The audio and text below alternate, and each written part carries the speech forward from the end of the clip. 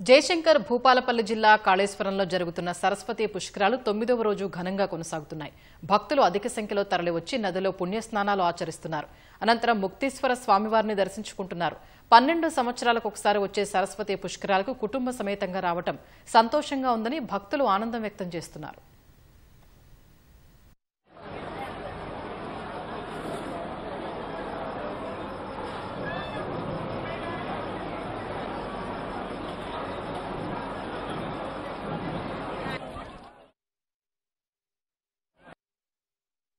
ఏర్పాట్లు చాలా బాగున్నాయి. నీళ్లు కూడా చాలా బాగున్నాయి. మేమందరం కలిసి స్నానం కూడా చేశాము.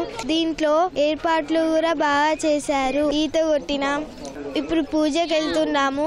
ఇక్కడ ఏర్పాట్లు అన్ని కూడా ప్రభుత్వం చాలా అద్భుతంగా చేసింది. అయితే వాటర్ సఫిషియెంట్ గా ఇంకా కావాలి. అన్ని ఏర్పాట్లు బాగా చేశారండి. సరస్వతి పుష్కరాలకి అమ్మవారి దర్శనం కూడా బాగుందండి.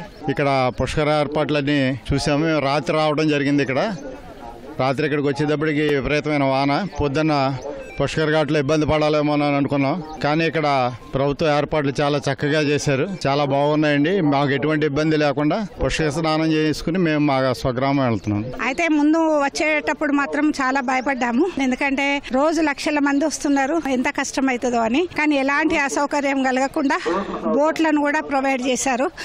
మరి రేవంత్ రెడ్డి గారి గవర్నమెంట్ ఇక్కడ అన్ని వసతులు కల్పించి భక్తులకు ఎలాంటి ఇబ్బందులు కలగకుండా చేసినందుకు ధన్యవాదాలు. నిన్న నైట్ వచ్చిండే, మళ్ళీ మార్నింగ్ ఇప్పుడు దర్శనం చేసుకున్నాం.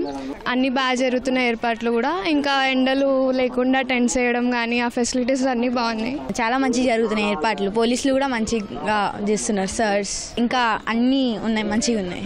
పుష్కరాలు బాగా మంచిగా అనిపిస్తున్నాయి. అన్ని ఏర్పాట్లు కూడా బాగున్నాయి. జై శ్రీమన్నారాయణ. పుష్కర స్నానాలు, పిండ ప్రదానం చేసుకోవడానికి వచ్చినాము. ఏర్పాట్లు చాలా బాగున్నాయి. బస్సు దిగంగానే ఫ్రీ బస్సులలో ఇక్కడి గంగ దగ్గరికి తీసుకురావడము, అన్ని ఏర్పాట్లు చాలా చాలా బాగున్నాయి. స్నానాల దగ్గర గానీ ఎక్కడ గానీ బట్టలు మార్చుకోవడం ఎలాంటి ఏమీ ఇబ్బందులు లేకుండా చాలా బాగా ఏర్పాట్లు చేశారు.